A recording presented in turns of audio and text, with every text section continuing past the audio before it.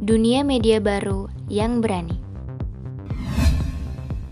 Media terus mengalami perkembangan seiring dengan kemajuan zaman itu sendiri. Terlebih saat munculnya internet. Pertumbuhan web sebagai media online semakin meningkat pesat dengan faktor teknologi dan juga infrastruktur yang sudah menyebar dalam jumlah besar di masyarakat. Kali ini, kita akan membahas seputar peluncuran BBC News Online, Drudge Report, dan kelahiran blog.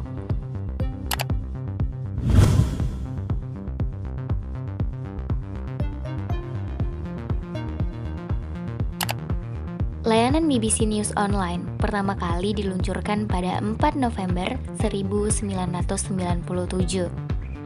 Tepatnya, seminggu sebelum pengumuman hasil putusan Hakim Hillel Zobel atas kasus pembunuhan anak 8 bulan bernama Matthew Ipen oleh perawatnya sendiri yakni Louis Woodward.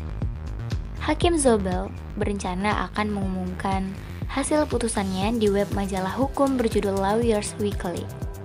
Hal ini membuat sadar berbagai media bahwasanya kehadiran internet sangat penting demi perkembangan berita surat kabar di masa depan. Atau dapat dikatakan, ini akan menjadi tujuan para kaum muda nantinya. Terlebih, tingkat pemirsa web yang meningkat 10% setiap bulannya tentu tidak boleh disia-siakan. BBC News Online hadir mewakili inisiatif signifikan dalam strategi korporasi untuk menegaskan kembali etos layanan publiknya di dunia multisaluran. Dan dengan demikian, ditempatkan lebih baik untuk menantang pesaing komersial lainnya seperti CNN, MSNBC, Euronews, dan News Corp. Tony Hall, kepala eksekutif BBC News saat itu mengatakan ada dua ambisinya terhadap BBC News Online. Pertama, memastikan bahwa BBC melestarikan dan membangun layanan publik dalam berita untuk generasi berikutnya. Dan kedua, memastikan bahwa BBC News berkembang sebagai pemain global nantinya. Saat itu, BBC menjadi salah satu organisasi pengumpulan berita terbesar di dunia. Mereka mengelola 42 biro asing dan 13 lainnya di seluruh Inggris yang menghasilkan liputan sepanjang waktu. Dan saat itu total anggaran berita tahunannya sekitar 300 juta euro. Jika situs pesaing baik televisi maupun surat kabar biasanya mengandalkan salinan dari layanan kawat untuk memberikan berita terkini, BBC News Online dapat memanfaatkan keahlian lebih dari 2.000 anggota staf dan 250 korespondennya di seluruh dunia. Tim berita online terdiri dari sekitar 40 jurnalis, selain staf teknis dan desainer grafis yang menyiapkan berita berdasarkan laporan yang diberikan oleh koresponden tersebut. Serangkaian eksperimen dilakukan untuk menentukan cara terbaik untuk menyajikan dan mengemas cerita. BBC News Online digambarkan sebagai media penyiar ketiga bagi BBC.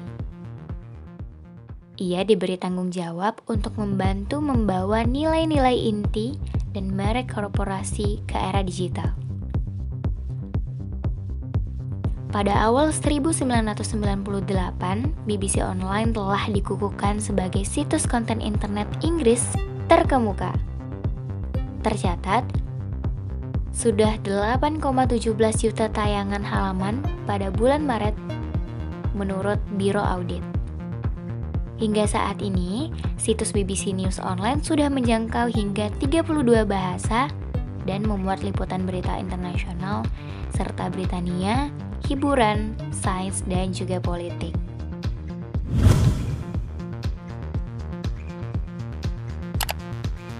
Selain ada BBC News Online sebagai salah satu spektrum jurnalistik di mana pelaporan berbasis webnya menjadi perhatian dunia, di sisi lain ada Drudge Report, website milik pria kelahiran 27 Oktober 1966, Matthew Nathan Drudge, Ia adalah seorang pembawa acara radio dan acara televisi di Amerika yang kemudian menjadi pencipta sekaligus editor di Drudge Report.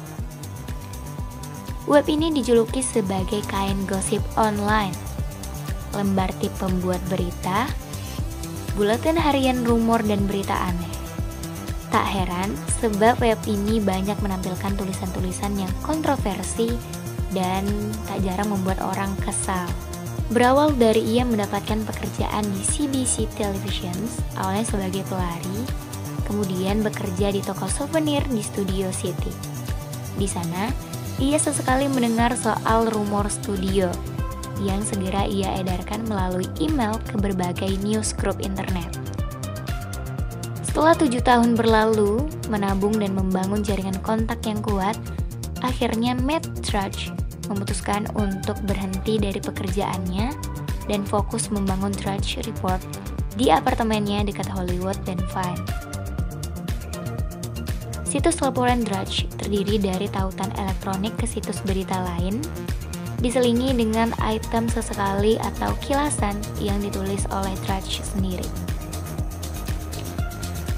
Tak perlu waktu lama baginya mengumpulkan banyak pengikut online.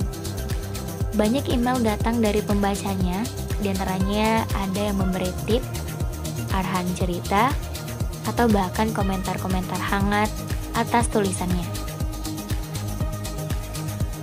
Ini tentang media baru tanpa editor, tanpa biaya, dan distribusi massal melintasi perbatasan internasional, katanya.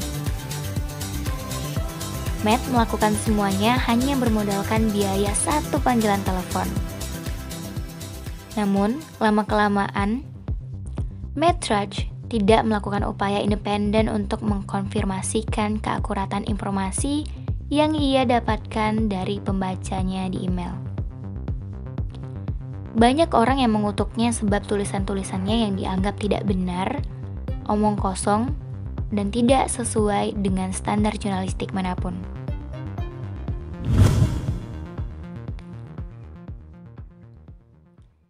Blog muncul sebagai bentuk jurnalisme berbagai warga negara.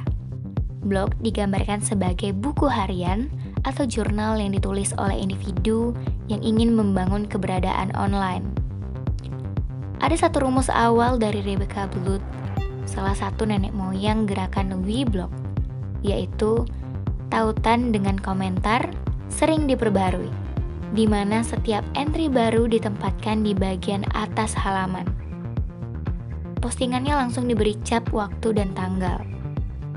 Perintah kronologis terbalik ini tidak hanya berguna bagi penggemar web, tetapi juga memungkinkan pengguna untuk melihatnya di sekilas apakah Weblog telah diperbarui sejak kunjungan terakhir mereka. Weblog yang diklaim sebagai Weblog pertama adalah situs yang dibuat oleh Tim Berners-Lee di CARN dengan alamat http://info.cern.ch/. Weblogger pertama biasanya adalah programmer atau desainer web, orang-orang yang fasih dalam bahasa markup hypertext, HTML, dengan sumber daya dan waktu untuk menerapkan keterampilan membangun situs mereka. John Foley, seorang praktisi blog paling awal, mengatakan Weblog adalah halaman web dengan beberapa karakteristik umum seperti komentar, terkadang panjang tetapi seringkali hanya kalimat atau paragraf per subjek, hyperlink koneksi ke halaman web lain, utas diskusi, fungsi mesin pencari, bahkan mungkin beriklan.